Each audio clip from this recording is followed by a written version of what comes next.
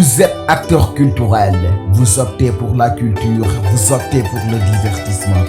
Bienvenue dans les fréquences de SN5 TV, la télé autrement, la télé 100% culturelle, la culture au diapason des 5 horizons du monde.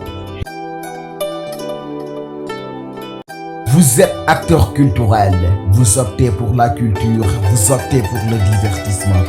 Bienvenue dans les fréquences de SN5 TV, la télé autrement, la télé 100% culturelle, la culture au diapason des 5 horizons du monde.